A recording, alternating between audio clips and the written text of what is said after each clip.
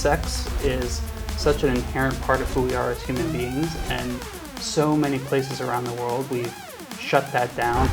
There's plenty of people that have never been kissed. Those first stages of the relationship, you get butterflies, you just don't want to take your hands off that person. It's not really love, is it? I think this is something that men might need to be educated on, that every time that you touch a woman, don't take it to the next level. This is just another part of the body that can be touched, that can be massaged without it ever having to go to a certain place that is in an erotic realm. What is a safe touch for someone who is afraid of touch? It's also everyone's responsibility to be able to communicate when something isn't feeling good for them. So when we're talking about sexual trauma, being able to come into surrogate partner therapy helps an individual learn how to respond to touch that feels safe. Let's get it out of the way. A lot of the people... Here we go. Let's address the elephant in the room.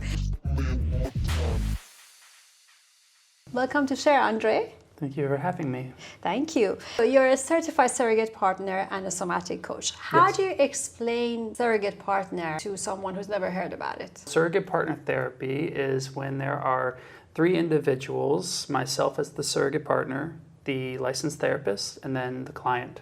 And it's what we call a triadic model, meaning that in some form or fashion, we are all coordinating and working with one another. And surrogate partner therapy uses this modality to help with relationship challenges, sexual challenges that people might be having issues with. And it gives us an opportunity to help guide someone through what will be hopefully a potential future partnership. Okay, so it's not a solo work between you and a client. There's always a therapist involved as well. That's correct. Okay, how does it work? What is your job? What is the partner's job? And what is the client's job in between? Well, we'll start with the client. So the client's job is to show up and just be exactly who they are, however they might be showing up, because this work can be emotional, it can be challenging. And then myself as the surrogate as well as the therapist, our jobs are to basically help support the client. I will be working more from the somatic end of the body, actually going into hands-on relational exercises, which can potentially lead to sexual interaction. And then the therapists, they are working with the psychological aspect of the client's challenge. How long does the course usually last? It all depends. So you don't have like a set time? It's not a set time. There's usually a set structure as far as there is a clinical path of where we start and where we conclude our time, but that can be anywhere from 7 days to 2 weeks to multiple years. It does take time. I would say anyone that is coming to surrogate partner work is not going to find a fix or a solution to their challenge in just a couple days. It takes time, especially when we're talking about trauma, when we're talking about any form of insecurity around building relationships, especially intimately. Can you take me to the therapy room and tell me what does the first session look like as opposed to the 5th session and the 10th session? Every surrogate will have a different way that they work with clients. For me, the first session is always going to be history taking. That means there's not going to be any form of physical interaction. At most, it might be a hug if that's something that they're open to and consenting to. But other than that, we're sitting, we're building the connection, and I'm also asking a lot of questions. I'm getting to know more about their past life when it comes to family, friends, their education, health, challenges. And what that does is allows for me to then plot out where we might work. Because if someone has maybe an aversion to touch, the likelihood of us touching or going into a deeper intimate space early on is probably not going to happen. So now I know more about my path and the phase of how we get to whatever that end goal or outcome is. Progressing towards like the middle of the course or end of the course, then how do the sessions look like then? generally, if we're talking about the middle or towards the end, there will generally be more physical, intimate interaction between me and the client. And that can look very different depending on what they're coming to me with. But that's the idea. Like we want to get to a point, if you're coming to surrogate partner therapy, there's something around being in relationship, your connection to your intimate erotic self, maybe never exploring sexual connection that hasn't happened. That's where we want to get to. So if we're coming to the end of that, generally that's where we will be. What kind of people do you get? All walks of life. Tell me. Yeah, I've worked with people from the age of 21 all the way up to 70. I would say it's individuals that in some form or fashion feel some form of fear, hesitation, insecurity around being in relationship. And that might even be just the banter of being on a date or the comfort of being touched in a very intimate way. And we don't have to go all the way to what might be like overtly sexual or a penetrative experience, but even kissing. There's plenty of people that have never been kissed or maybe even properly kissed. So it's generally individuals who've had less experience. And age doesn't mean more experience. Yeah. I know people who, again, in their middle age, who have had less experience than someone who might be 15 or 16 years old. You know, this leaves me with the question that obviously throughout the time of the course that you offer, and, you know, the therapist aside, just you and the client, if someone has had intimacy, lack of intimacy in their lives, it's very likely that they will start growing affections for you, right? How do you deal with that? How do they deal with that? Because they have to leave you at some point. They do. And that's something that we, myself and the therapist, is one of the most important things that we discuss in the beginning stages of this work. Okay. So that we set the stage. But it is challenging. And it's challenging because we're creating a relationship. We're creating a connection. And I want them to feel vulnerable. I want them to feel intimate. I want them to feel desire from me, and then for also them to desire me as well.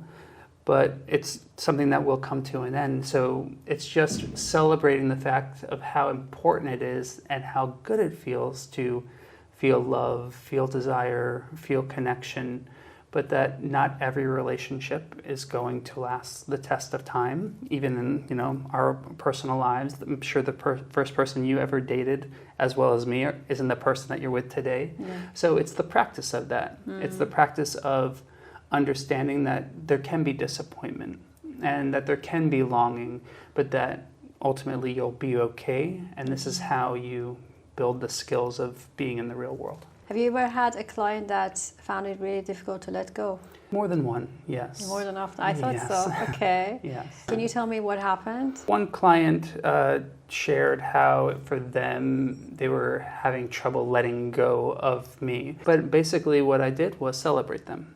I said, thank you so much. Oh. And even, I'll be honest, even for myself, there was a bond in our time together. But through the work and my ability to also compartmentalize and understand what we're doing in it, it's easier for me to then move on to, you know, the other clients that I'm working with, where for them, this is maybe the first time that they've felt deep love or deep connection. So saying that it's not wrong to feel what you're feeling, and even though it can't go any farther than this, what a beautiful life experience to be able to do that. Oh, that's beautiful. So you did answer my next question, because I wanted to ask, have you had that experience? Have you ever grown feelings for any of your clients? Sure. I would say every single time I'm working with a client, there are feelings. Because again, the idea is we're building a bond, we're building a relationship, we're building intimacy. This actually brought up a question in my mind, because I am of the belief that there is not such a thing as love. When you get those butterflies, right, it's not feeling or love. It's, from my understanding, it's your happy hormones and sexual hormones. Like there's a surge of those. So it's basically lust rather than love. And I want to know your thought on that, because when you have those first stages of the relationship, you get butterflies, you just don't want to take your hands off that person. It's not really love, is it? I would agree, yes. I like to call it new relationship energy, or NRE. That's a common term. But yeah, I would say yes, those initial like butterflies or the urge to like come closer or can't keep your hands off someone eventually will dissipate. And some people it happens in a couple months, some people it happens 5 years, but eventually it changes.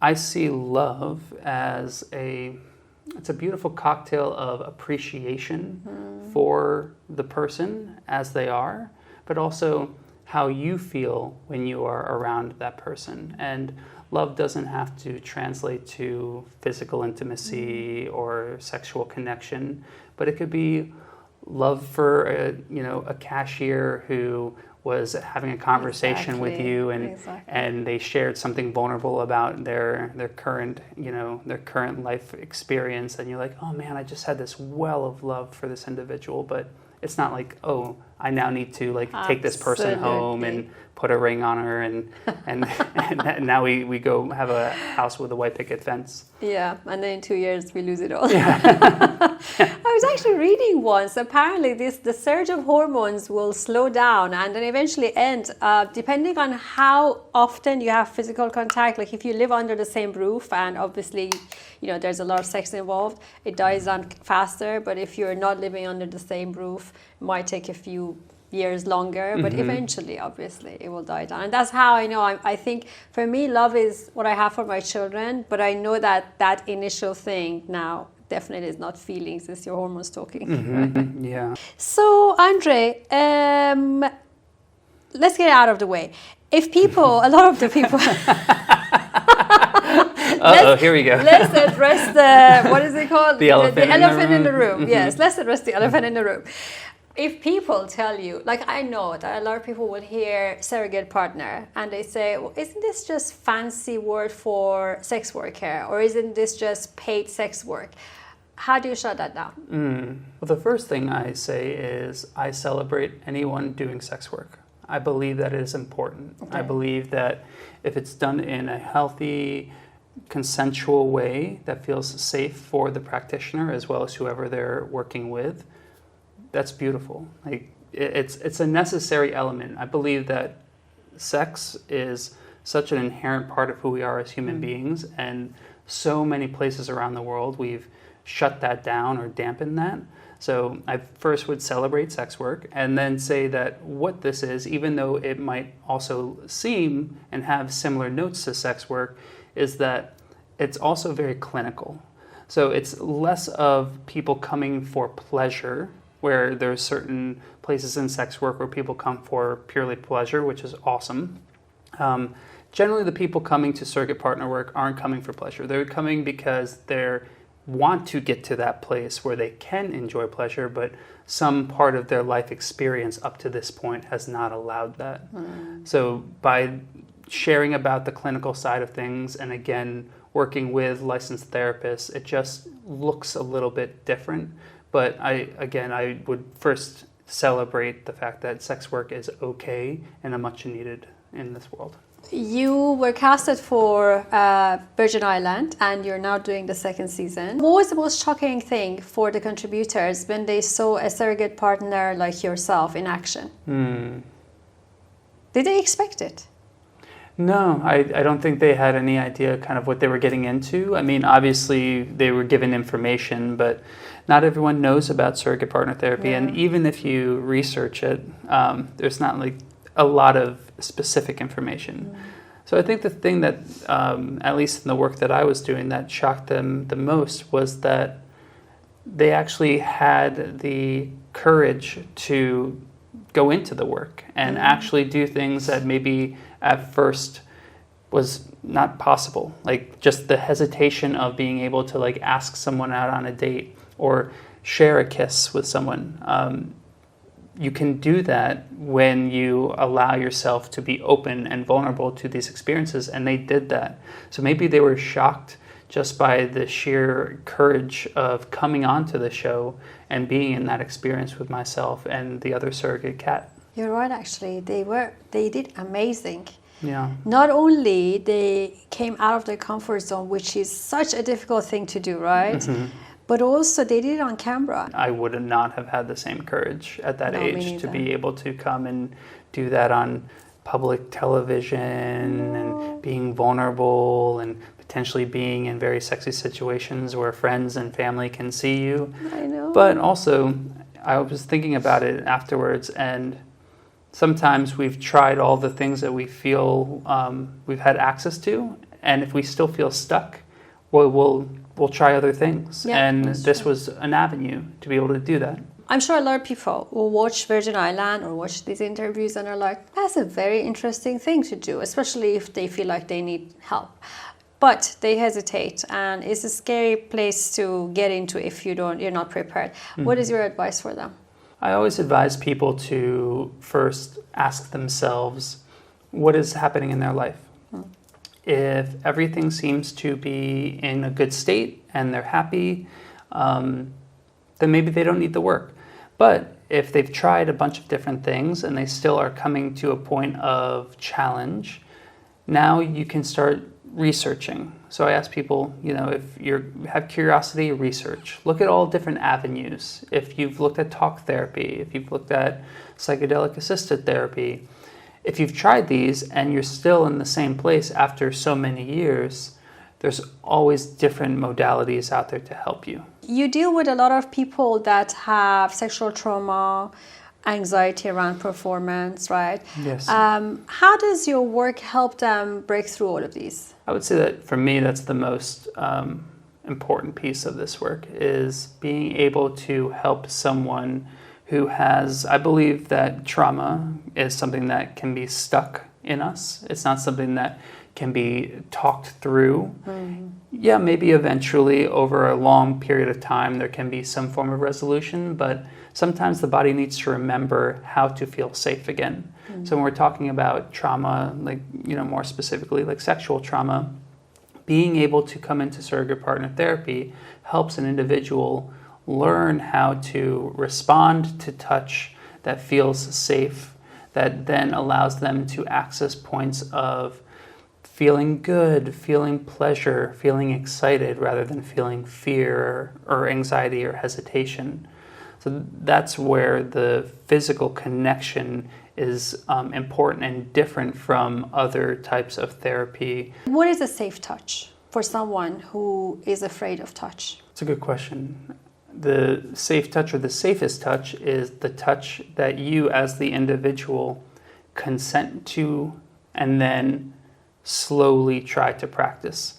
And this can be if you have a complete aversion to touch, like even like brushing up against someone's hand feels triggering, activating. Okay, great. Then we start at a distance. And then I ask you to come as close as you can until you feel like you're unsafe or you feel like you're needing some like grounded support. Great. Now we've reached that point. We can measure how far that is. And then we can keep doing that day in and day out until you start feeling more comfort to coming closer and closer and closer without any pressure of time, saying you have to be here by a certain time.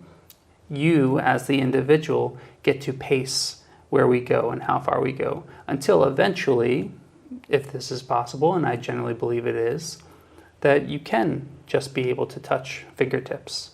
And then now fingertips move to hand, and hand to arm, and arm to full body. We move very slowly. Wow. But Okay. the challenge that people have is they either are afraid to start that, or someone convinces them to jump right in, and they're not fully ready for that. Yeah. So any touch feels violating or unsafe. So that's how I would say it's possible, just moving very slowly. Have you had anyone who never got there? Not personally, no. No. Oh, amazing. Can you share any experience that you had with a client where they had this aha moment? There was an individual who was very hesitant to first allow me to touch their breasts because they felt that if anyone were to touch their breasts, that means that they had to have sex. So what we did was we moved very slowly again, but then with permission, with consent, I was able to touch their breasts, and we were just having a conversation while I was doing so. At first, it was a little bit unclear why we were doing that particular exercise. And then when I moved away, and then we just moved on to the next thing, at the end of the session, I shared, so at any point when I was touching your breasts, did you feel like we were going to have sex? And they said, no, not at all. I'm like, there. So it was basically an aha moment of, wait, I can receive touch, even on a part of my body that by most people's standards would be considered like a sexual touch. No, this is just another part of the body that can be touched, that can be massaged without it ever having to go to a certain place that is in an erotic realm. That's very interesting. Okay. I mean, we get massages on our shoulders, That's on our whole true. body. That's true. But then whenever we talk about it, they also have the opportunity to make that the desire, or they can just be receiving something that feels really nice and it go no further than that. This was a very interesting point you made about this lady, because I think this is something that men might need to be educated on, that every time that you touch a woman, don't take it to the next level so the woman don't feel uncomfortable with being touched, you know. Yesterday, I was watching something on Instagram. I believe it was a psychologist or a coach talking about it. And he was like, a lot of men come to me and say, every time I want to hug my wife, she runs away. And he said, because you've created that expectation that every time you hug her, you want sex from her. So I think it's a very important thing for men to learn that you are responsible to create that safety for the women, so they don't feel like every time you get close, you want something from them. I definitely agree with what you're saying, and I'm going to take it a step further and say that it's also the responsibility of each of us to create the safety that we have within us. While yes, a person should be listening to our requests or our boundaries, if we are feeling unsafe, that is because there's something about the experience that we're not able to hold on our own, and we need to work to make ourselves feel safer. So it's a combination of the both. Yes, men have a lot to learn, but it's also everyone's responsibility to be able to communicate when something isn't feeling good for them. And you're absolutely right. If you create a condition where every time you are getting a hug, that leads to sex, and now anytime someone comes in for a hug, you're like, oh, I don't want a hug. I know what that means. There is ongoing controversy about surrogate partner therapy because some people believe that there is not enough scientific evidence. And some psychologists even call shows like Virgin Island a public health risk because they think that when touch is involved and intimacy is involved, they don't know if there is enough scientific evidence that can reassure people of the long-term benefits. What is your opinion on that? I first want to say that everyone is entitled to their opinion, and everyone is going to have a different way of seeing the world and seeing certain therapeutic practices. For myself, I believe that there's plenty of evidence in the fact that any client that I've worked with, as well as so many clients of colleagues that they've worked with, have found impactful success from this work is proof enough alone. And while there might not be enough data over time to look at that, I then would argue, well, psychedelic assisted therapy has a ton of data that shows the impact and benefits, and it's still in many places considered a scheduled one substance that is considered illegal. So there's going to always be someone or a group of someones that look at a particular modality and say, this is the greatest thing in the world, or this is a danger. It's finding where the balance is, but making sure, again, that we're at least asking the questions rather than providing an opinion from a place where maybe someone's never actually been in that experience doing that work. Thank you very much for that.